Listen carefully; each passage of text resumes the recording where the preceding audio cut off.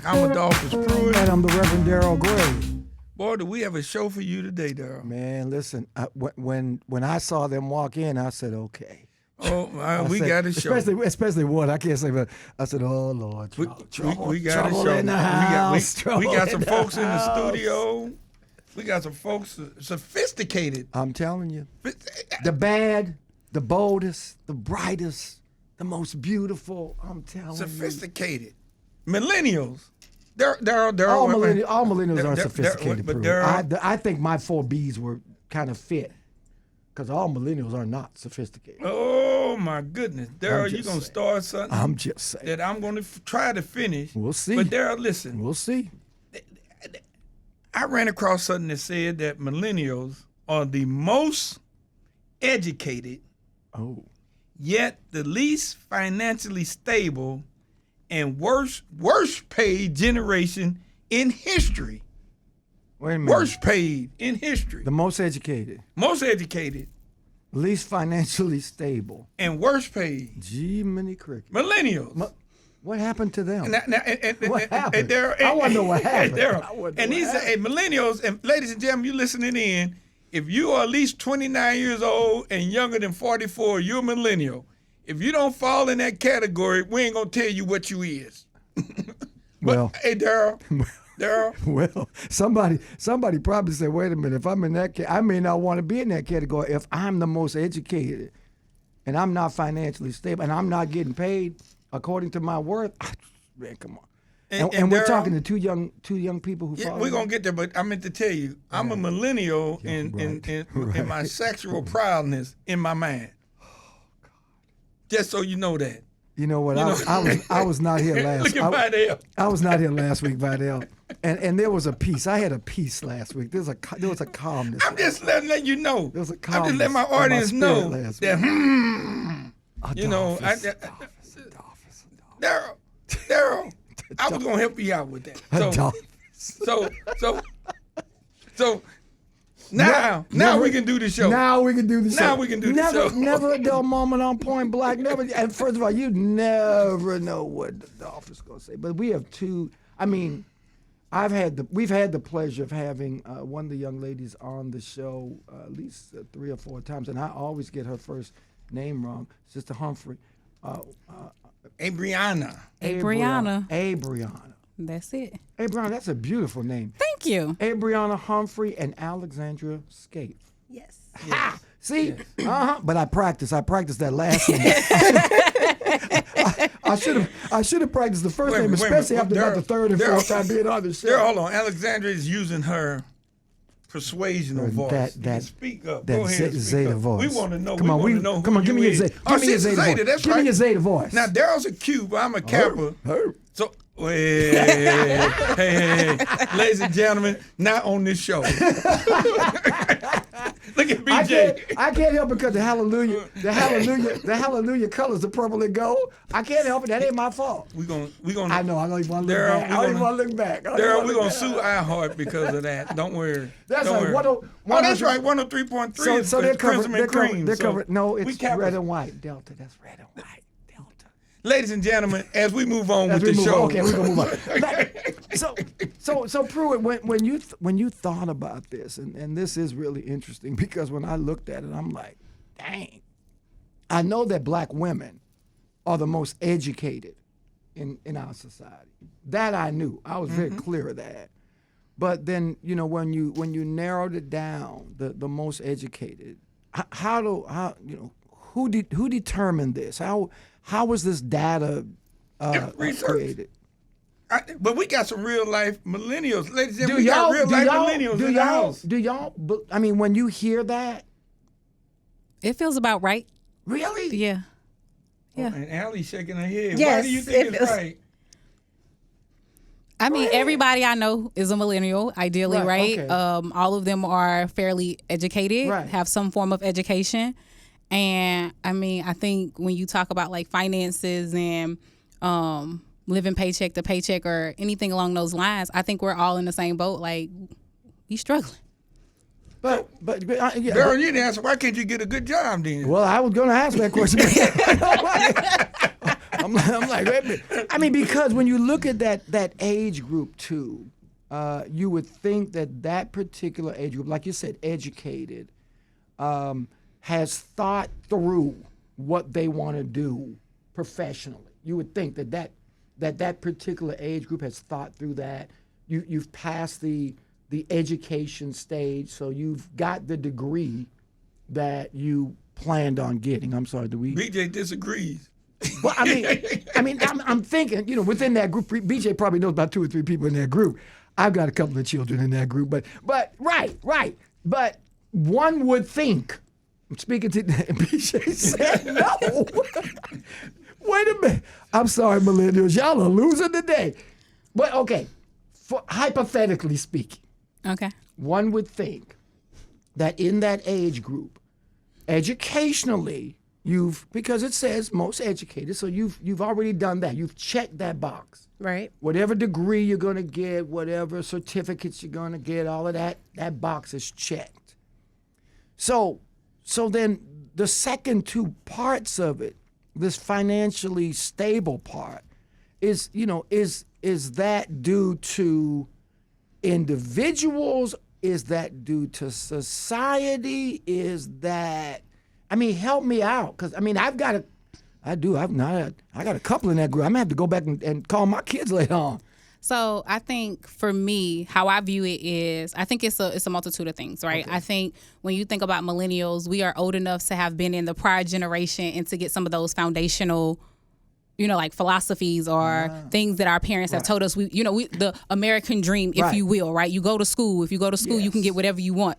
But we're also old enough to know that this next generation is not doing it the same way, right? Like, they're making money off TikTok videos, right? And so we still have some of these very old values, but we want to make the same type of money, but not in the same way, right? Like this newer generation, they different, right? Like I don't know how they kind of that's not me, right?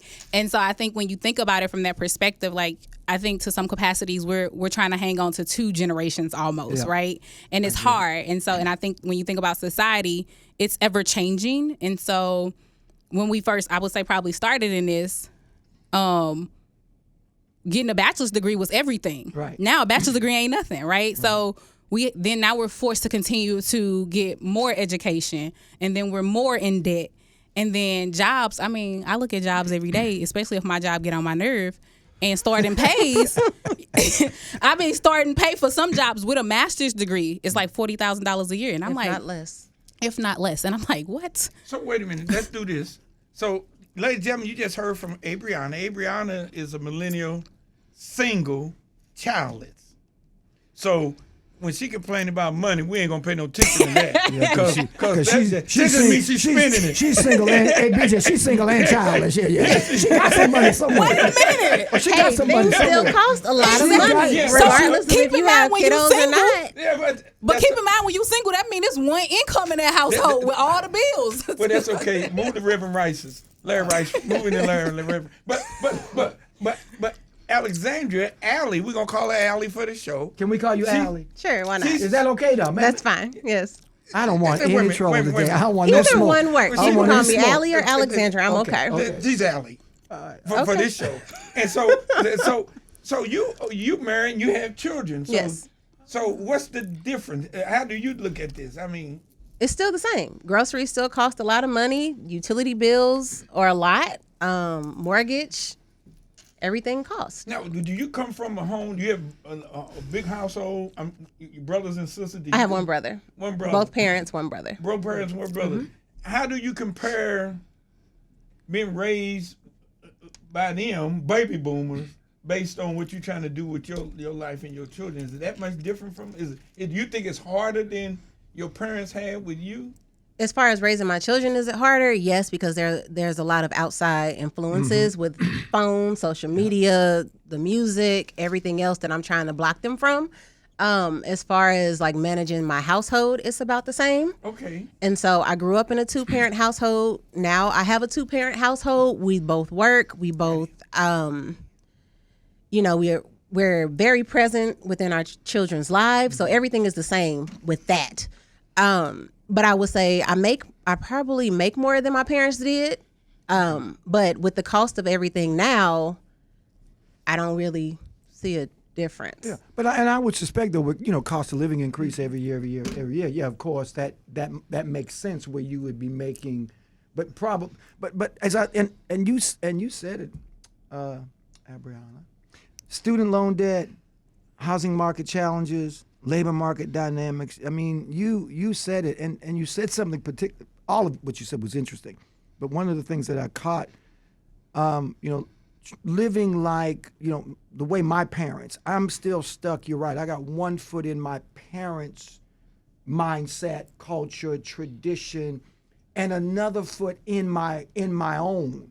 And so that was interesting too. We're gonna take a quick break. We're gonna be right back with more on Point Black, and then we're gonna dig into Abrionna's 2 feet stands, one in and out.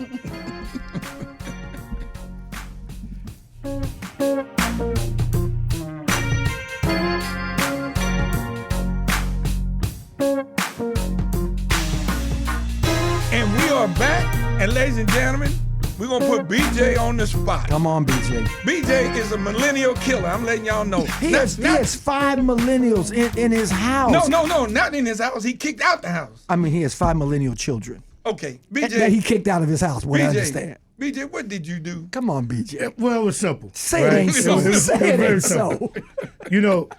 I had this theory, right? And I told my kids this: from 0 to 18, I'm going to get you what you need, right? All right. That means that I need to give you a shelter, I need to give you food, I need to give you clothes, and I need to give you transportation. If you needed anything, if you wanted anything extra than what I give you what you need. So that means that I didn't have to buy you Jordans because you don't need Jordans. You just need a pair of shoes, right? So what happened is if you wanted Jordans, that means there should not be any dishes in the sink. Gotcha. Okay. Your room shouldn't look like this. Responsibility. And your grades should be at a certain level, right? Then I said from 18 to 25, I'm going to help you out how I want to help you out, not the way you want me to. Interesting. Right? Interesting. When you turn 25, I have just become your best consultant. So what that did was make my kids work for everything that they wanted and also to understand the value of $1. Okay. You understand what I'm saying? See, when we talked about these generations, right? The millennials come from a generation, you go to school, you get an education, right? Right. You do this, right, you do that, right. then you get a job, right? Right. Okay, what is the next generation on there? Is that Gen X? Gen Z. Gen Z, right? They on TikTok or whatever the case may be, right? So they the hustlers, right? My generation came up with you go to school, get an education, but you also have the hustling in you. You get what I'm saying? You have a regular job, but you have a hustle on the side. You get what I'm saying? So it kept your income, many streams of income, so we could pay our bills, have our fun, and stuff like that. So you saying millennials don't have that? Y'all don't have the hustle.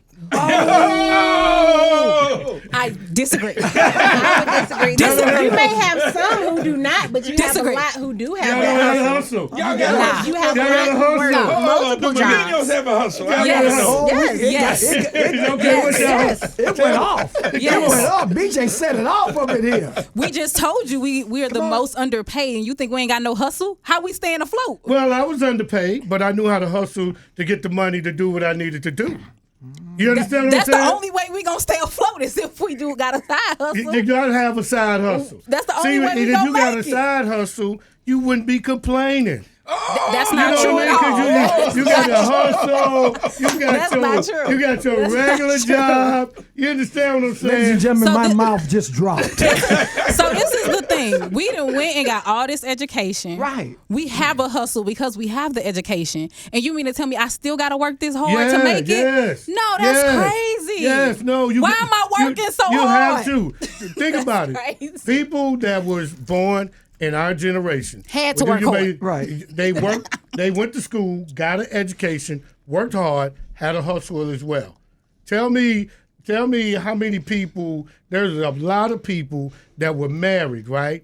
And mom and dad had a hustle. My mom and dad had a hustle. Yeah, my dad. had a My hustle. dad went to work every day. Can I ask right? a question? That job did My pay dad had a hustle. lot of Hold money. on, BJ. I think what they're saying is this: What? is that as the black community has grown, and the children behind us have got the education and all the other things, that they should be able to make enough money from their primary job that they don't have to have a hustle. But Wait a minute. The fact that generation after generation has to have a side hustle in order to make it, you don't think something's wrong with that? Also, like, can somebody pull down the statistics for like, from the emotional perspective, how messed up y'all are? Like, y'all ain't got, like, y'all don't even know how to like take care of yourself mentally. Is what I'm saying. Like, when you talk about emotional support, when you talk about emotional like health, y'all ain't got that.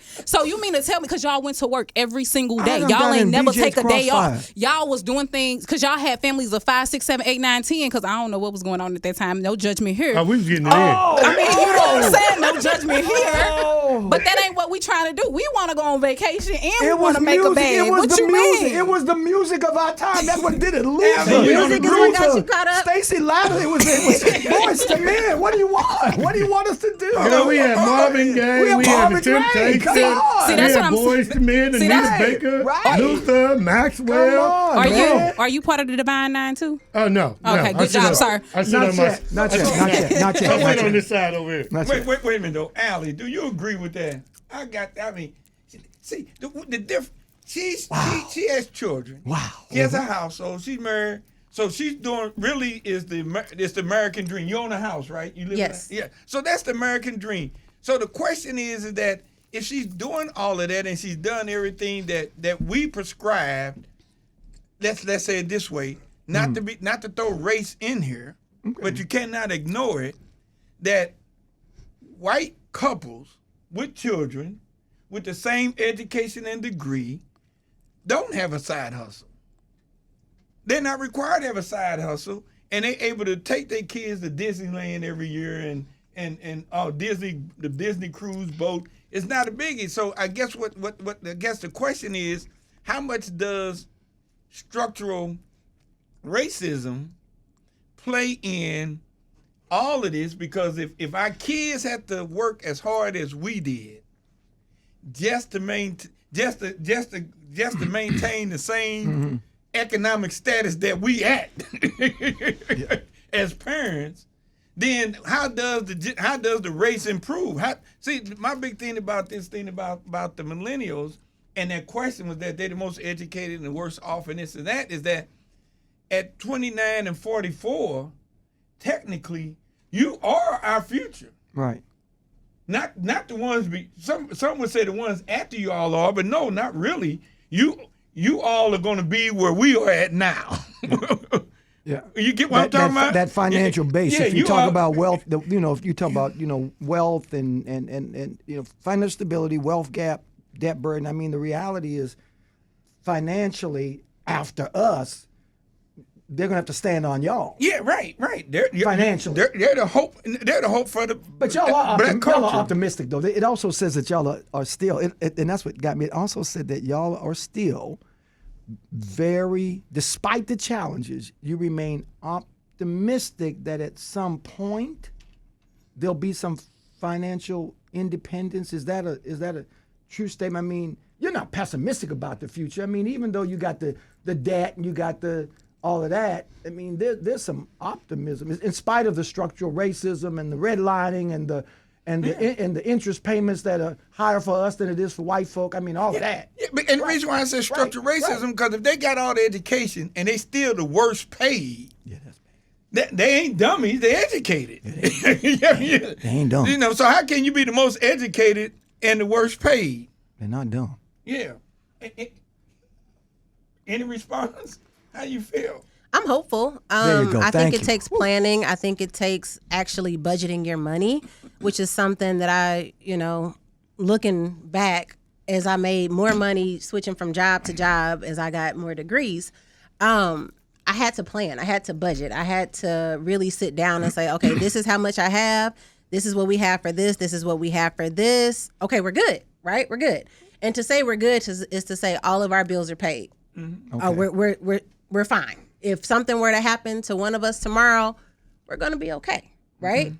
But everyone doesn't have that. Everyone isn't able to have that. Everyone hasn't had the opportunity to be able to sit there and financially plan out what the future looks like. Everyone isn't tapped into retirement plans. It's all about figuring that piece out, and everyone's situation is different.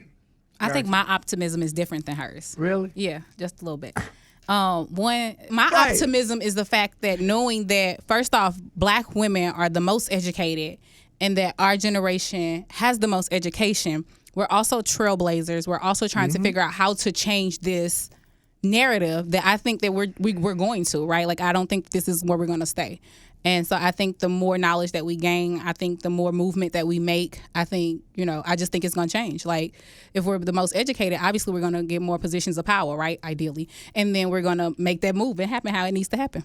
And when you talk about that, you talk about debt burden. Over 70% of millennials carry long-term debt, including, as you said, but not you, student loans, as Allie said, mortgages and car loans. And this debt usually overshadows their financial assets. But like I said, and Pruitt talked about it, when we talk about, what we have to, the interest rates that we have to pay versus somebody else, where we have to buy a car, where we have to buy a house, redlining. But I mean, all of those things are still very real. They are. Still very real. But even so, those student loan payments are ridiculous. Like, if you don't have an income-driven repayment, or you're not enrolling in college classes, so you don't have to pay your loans at that time, they're expecting like $1,200 a month. My student loan payments is $1,500 a month. Right. Yeah. If I gave them $1,500 a month, I wouldn't. That's my rent. But now, here's what's unique though, and this creates a very unique situation, Daryl, because you have to get the education to gain the wealth, Right. and to get the best jobs opportunity. But Well, at least as a foundation. yeah, but if the education costs you more than what you can earn, and it puts you in this long term, 20-year, 30-year debt, just to get the education, get the job, what they call that institutionalized slavery. That's what they listen, and that's what it's in. And you are locked in, and you are. Get what I'm talking about? But you are locked in, and that is real. And when you talk about the professions, and y'all talked about it, STEM, data roles, statisticians, healthcare, physician assistants, emergency medical, business market. I mean, these are usually the professions that millennials work in. But you said it, service industry. But you said it. The reality is those jobs, with the exception of cost of living, you're not talking about jobs that really make a lot of money. Unless somebody's out there, you're an entrepreneur and you're doing your own thing, and as we look at it from millennial to Gen X to Gen Z or vice versa, whatever. And then most people are working at home now, and you're a millennial trying to, get a job, compete with Gen X, Gen Z, and that whole group who's prepared to, if I can work at home, shoot, you ain't gonna pay me that much at all because I'm working at home. I ain't got to go nowhere. I can work in my pajamas. That's true. I think the other thing, too, that we're forgetting is that y'all ain't stopped working yet. That's the other piece of the problem. So y'all are tapping into our income. BJ, wow. BJ, I'm you just saying. blocking. Wow. BJ is blocking. So but that's real though. By the time y'all got to where we are, y'all parents weren't working anymore. They was retired. Y'all ain't stopped working. No, that's not totally true. Mine were retired, but they had the side hustle. I mean, mine were retired, but they were still had the side hustle. Like my dad, when he retired, he still had a side hustle. Right. You know what I'm saying? He still basically the way that I taught my kids, right? I said you should have a plan A and a plan B. Right. Now, your plan B is the thing that you're going to end up doing until your plan A actually kicks in. Correct. So they have two things that they're working on, and they have a foundation here to where they have this job, they're able to retire from and have that foundation. and then that hustle that they've been working on, right? It kicks in somewhere along the line. It kicks in. They retire with a pension. They also got this other stream of income that they can come in so they can travel. I hear what you're saying, and so I they understand. Can travel, and I understand so that. they can go buy all the clothes. But y'all ain't so really they can buy tapped into these y'all nice pension cars. yet. Go to the. Would y'all tap into that pension? Would y'all go First into y'all of all, retirement? what I mean, pension now? The 401ks are my gosh. oh Lord, gee, don't go. yeah. Are we gonna talk about tariffs? And now, oh Lord, please, I'm getting But listen, flashbacks. there's so many people in y'all generation who have not retired from Plan B to make Plan A work. Like they still working. They're still working because of the fact that, like me, right? I'm still working and I'm retired. I'm But this I'm is- actually retired, but I'm working because of the fact that it gives me something to do. It gives me an opportunity. And you're healthy. And I'm healthy. Right. You know what I'm saying? But she's It works saying you my blocking. mind. She's That's saying all you I'm blocking saying. somebody's seat. I'm not blocking She's anybody's saying you seat. blocking. I'm not blocking anybody's seat. There's a millennial that wants your seat. Well, the thing of it is, you know what? There's a millennial that can have my seat. I don't care about that. But the point that I'm trying to make is that millennial really want to work and do what it took for me to get this seat? You get what I'm saying? I got you. I think there's a difference in work ethics. I think there's a difference in work ethics. See, because of the And fact the that millennials? a lot of Between millennials and baby boom, I think there's a difference. see what people do is what a lot of people do is they see your landing. They don't see the flight. And So they you don't think- understand all the turbulence and everything that you went through So you're on saying- that Come on, BJ. flight. So I just before wanna you got to understand. your landing. See, I just wanna understand. I wanna understand. I'm down to hear this. So you're saying millennials don't work hard. No, we didn't say that. We didn't say that. So you're saying But there y'all is just a work difference. harder than us. No. What she's saying is, are you saying I think we have. No. No, go ahead. What- Go ahead, no. go What ahead, she- go ahead, No. Go ahead. What they're asking is, are you saying that your sacrifices to get to where you are more than the sacrifices they making to get to where they are? Yes. Yes. Yes. Without a Yes. doubt. Why do you believe that? Yes. Without a Yes. doubt. This is what I'm saying, Yeah. right? Okay, And Alan, you can Go jump in anytime. What is the point of having two millennials here? If only one is gonna go for the gold. Okay, Go for the gold. This is what I'm saying. I think the generation after us has a horrible work ethic. I think they are the laziest. Agreed. Most Yeah, I privileged. will agree with the that. most Agreed. privileged generation I've ever seen They're in my very comfortable. life. They're very comfortable. Yes. The I will agree with that. millennials, I don't think that at all. I think we work very hard. I think that we will be boots on the ground to get what we want.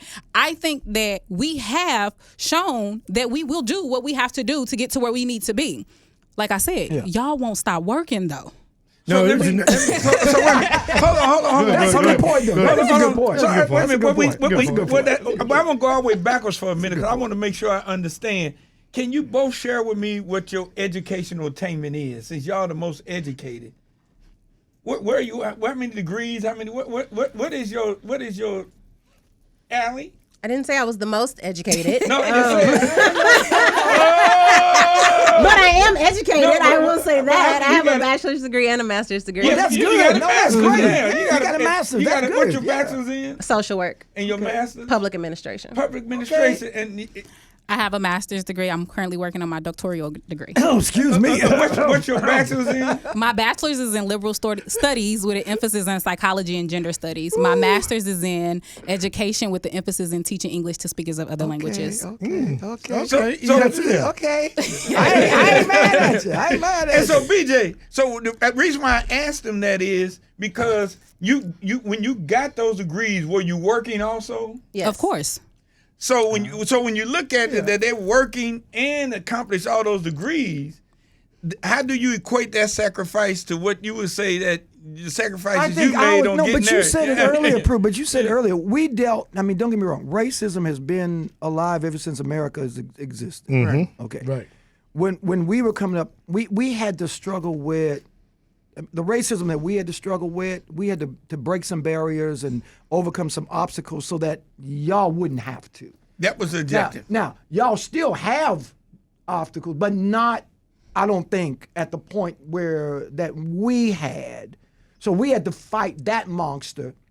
And now that monster still exists, but it's not as in a different form. Right, it's in a different form. It's totally in a different form. And all I'm saying is that when you talk to millennials and you talk to, what is that, Gen Z? Gen Zs, Is it right? X and then Z? No, Gen Z. Is it? Think about this for a second. Am I right? The way that I grew up, right? My kids did not grow up that way. Right, The things right, that I right, of could course. not obtain when I was young, growing up, my kids didn't have that same issue. So they were given a lot of stuff because I wanted them to have a better life than me. So in some form of fashion, that carries over. I have a theory about that as well. Yeah. But what I'm saying is that carries over as well because you are used to a certain lifestyle. You get what I'm saying? So when you're used to a certain lifestyle and now you're on your own and there's things that you have to deal with yourself, But that BJ, messes with your mental as BJ, well. now here's where I disagree. Okay, go right ahead. My mother had 9 children. And as a young child, I don't think I ever wanted for anything. She found a way to do it. I don't think I wanted for anything. I never wanted for anything. No, wait. I didn't. You know, and so I'm saying, and so if my kids never really wanted for anything, it's hard for me to say that they live better off than I did because as children, our parents made sure that, we really didn't want for anything. So all you did for your children is what your parents did for you. I mean, when you that's I would. how was it different? How was that much different? It was different. See, the thing of it is back to what I said, right? A lot of the way that I raised my kids were the way that my parents, to your point, raised me. I'm gonna give you what you need. Right. If you want something, you have to work hard for that. For what you want over and above than what I'm going to do for you. Right. A lot of children, not all, but a huge percentage of kids, when they're in the house, they didn't have to work like I did in the house to get some things that I want because parents will buy them $200 Jordans right out the gate. They will wear the best clothes to school right out the gate, and that child can have an And I was forced to improve it. I had to work. What I'm saying is they were given a lifestyle that they didn't have to work for when they were young. I had to work in the peach field. I had to work. I mean, for extra money, I grew up in South Carolina. I picked peaches. I picked apples. I picked beans. For that extra money. But and allowances. But I don't want anybody to think that our generation, because I think it's raising the same. I mean, you have norms, you have values. You tell your kids, wait a minute, you've got to do X, Y, and Z in the house, even if it's you got to clean up your own room. But you do that. But again, as BJ and I are saying, it was different for us growing up, and for me.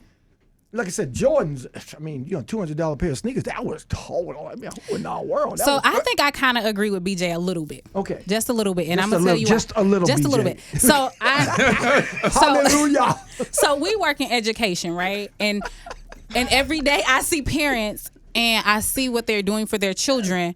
And a lot of it is hindering them. Right. And what I tell parents every day is I get it, right? Us as millennials, what we're doing is we're trying to provide for our children what we felt like we never had. And in the process of doing that, though, we're neglecting to teach them some of the things we learned and not having those things, right? Resiliency, hard work, perseverance, how to get back up when you're knocked down and all of those things. So I do slightly agree with what he's saying. I do think that we are overly...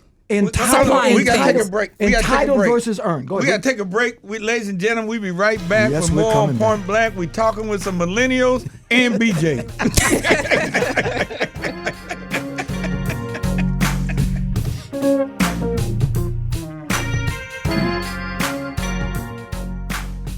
And we're back. Yes, we are. I want to shift Lord. this a minute because between the millennials and the Gen Zs, you all are the largest voting bloc in the country.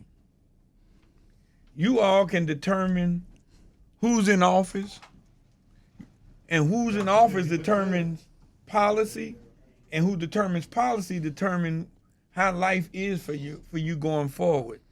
And so my question is let's talk politics. What do you think about the political environment right now? Oh God! How do the millennials? I have to leave the show now. Because this says that millennials really don't vote. That they don't vote in the strength that they can, and you're not that you're not that engaged and believe in the political process as everybody else. Lower voter turnout compared to older generations. That's what the stats say, y'all. So, Allie, do you vote? I do.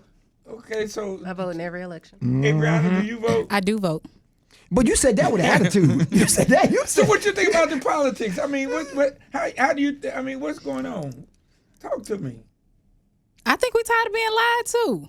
Like, at this point, we're choosing the lesser of two evils. And I think as millennials, sometimes it's like, well, why choose either one? Because ain't none of them going to do nothing. Allie, you agree with that? Yes. I got you. No, you don't really, do you? I do. No, you I don't. do. I think a lot of times when it comes to going out and voting, like Abrionna said, you're voting on candidates because of what they say they're going to do, what's going to happen, rainbows and ice cream, and then they get in office and then... And I still got student loan debt.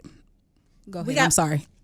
Yeah. You have all these things that they promise that, we're going to go and we're going to do this for you, we're going to do that for you, and then when you get down to it, what did you do? But Mr. Biden tried. He tried to work with the student loan thing, and it does say, Pruitt, to your point, that most millennials tend to be Democrat, and so I would think that based upon that, there are some things that you believe that one party is more committed to do than others. And when you talk about the student loan debt, at least Biden and them boys, they tried. They got pushed back. The guy in office now, he's like, we ain't giving you nothing. We ain't giving you no breaks, no way, no how, no time. Nothing. But what is it? But if you had a chance to tell them what it is you want them to do as elected officials, what does that look like? What do you? Is it housing? Is it the climate change? I mean, what's? I just want them to care about the people. I think everyone's need is different. But I want them to actually listen to people and what their needs are. So some people's needs, it is housing. Some people do need food. Some people need affordable health care. There's actually good health care, not having to go and wait for hours and hours to be seen and just shuffled to the side or not to be seen at all. So I think for every person it's different, but I need them to actually listen to the people who they want to come out and vote for them and actually do for them and actually show them that, okay, I heard you and these are the changes that we're making to help improve your life and your family's lives. Well, I hope y'all are paying attention because this Project 2025 and Pruitt does some excellent work. I don't know who does the research, but whoever does between Pruitt and Courtney, excellent. Impact of Project 2025, particularly on millennials, threatens affirmative action, healthcare access, economic protections, disproportionately affects black communities, rollbacks on civil rights, and so all the things that we talked about as boomers that we fought, the affirmative action, this and that, in order that y'all, to give y'all, the next group, a step up. Those things are being threatened. And so politics is going to be important. And pushing back against those folk who threaten not just what your livelihood for right now, but but the reality is those things too, right? The things that are happening right now are going to affect what y'all are dealing with now. It's hard for y'all now. Yeah. But this is going to make it harder, but it's also going to make it harder. You don't have any children right now, but you do. Mm-hmm. And that's why, Pruitt is asking the question, where are you guys at? Are you optimistic politically? Is there help on the horizon? No, actually, I'm asking that the stuff you're saying is not happening. How do you get engaged to make sure it happens, to make sure your vote makes it happen, I guess? So I think something that's important to note is that most people run on the things we want them to run on. Like, let's be clear. They know what the people want. Let's not act like they don't know, right? They'll tell us anything to get in office. The problem happens that when they get into office, they don't do it. Also, like when we look at our time in what's happening in the political climate right now, we've seen probably the most black people ever take political positions of power, right? And then they get in and they do stuff like all kinds of things, right? Right. And so I was gonna name some things. They just don't keep their promise. They just don't keep their promise. They just don't keep their promise. Not even just not keeping their promise, but they get into these political positions and then they do things that get them like put under we're already under a microscope, right? We're taking positions that we've never taken before in political offices, right? And then they go and they steal money, or they're doing embezzlement. Like, they're doing things that is detrimental to the Black population or the community as a whole. So I don't think that the question is like, I don't think that they don't know. They definitely know. I think when they get there, somehow they forget about us. But the reality too is there's a difference between campaigning and governing. You campaign and you make all these promises, and you govern, and reality kicks in. And so you're right. If people start campaigning, talking about this is how I'll govern, versus the unicorn. Right. I want to talk to you, and I think that's what millennials are asking for, so that they can make a choice. Because as Pruitt said, if you look at the numbers, y'all are becoming more and more, when I say y'all, millennials are becoming more and more disconnected, I guess, because as you said, you're disappointed, you're discouraged, and all of those things. But you need to reconnect, because if you don't reconnect, then who is that? Well, first of all, that's going to hurt a lot of us boomers who going to need our social. We're going to need our Social Security, so we need y'all to fight for that. So who won't stop working? Oh God! Geez. So she went right back to that, BJ. She went right back to that. You ain't right. Here's a different question. Let me ask it this way: what is it that you think we as boomers can do to ensure that millennials have opportunity to take our place and elevate everything to the next level for the folks who are going to come? Because I'm quite sure you care about the Gen Zs who's coming behind you. We have to, right? Right. Like if we're what's up next for y'all, they what's up next for us. So we have to. You want to go ahead, Allie? Go ahead. I was gonna say I think what's important for the boomers to understand is that our way is not per se y'all way. And that's okay, right? We can still get to the same goal without having the same approach. Right. And I think a lot of the times as millennials, we are crucified by the boomers by how we approach things. And sometimes I don't think that's fair, right? Like we hear what y'all saying, and we take it and we utilize it how we need to get to where we need to be. Hence us being the most educated right now, right? And if that is if y'all can accept that and support us in that, I think we can get further. And I do think, listen, I would say 10 toes in, you guys have been. I think BJ got something I think to say. you guys have been, but I do think, before BJ, I do think that Black millennials have been very resilient. And I think that Black millennials have been advocates. And I think that Black millennials, and I say Black millennials, have been pushing for equitable policies and for diversity and inclusion. I think so. I mean, my hat's off. My issue is don't become the best of the boomers while still living out your millennialism. I want to say this, BJ. How we on time? I mean, we good. Oh, we got about another minute. Okay. Okay. Go ahead. I was like, what's his name? Gary Owens. I'm gonna say something. Go ahead, BJ. Go ahead, BJ. I think what it is that we as boomers, we accept the way that millennials are doing things. We appreciate it. Yes, we do. Yes. The deal comes in is that there are certain things that we just know, and it has to be done a certain way. And you guys have to accept that particular instruction, because we see what you're doing. We know exactly where you're trying to go, and we're saying you have to do it this way. Because if you do it this way over here, it's not going to work out. And 9 times out of 10, I ain't mad at him. Courtney, did you hear that? So, I mean, Courtney I said, guess- "Hell no."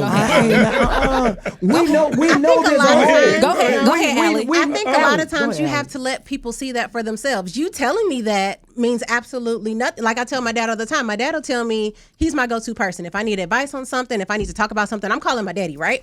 No matter what it is, I'm calling daddy. And he'll tell me something, I'll say, okay. I may or may not listen to what he has to say, but if I decide not to listen to what he said, I have to see that for myself. I have to learn it that way. You telling me But won't necessarily, But I mean, also, but what I'm saying is, yes, I'm going to tell you, but you're mad at me because I'm disagreeing with what you're trying to do. And I'm going, no, don't do that. And you think I'm trying to hold you back, right?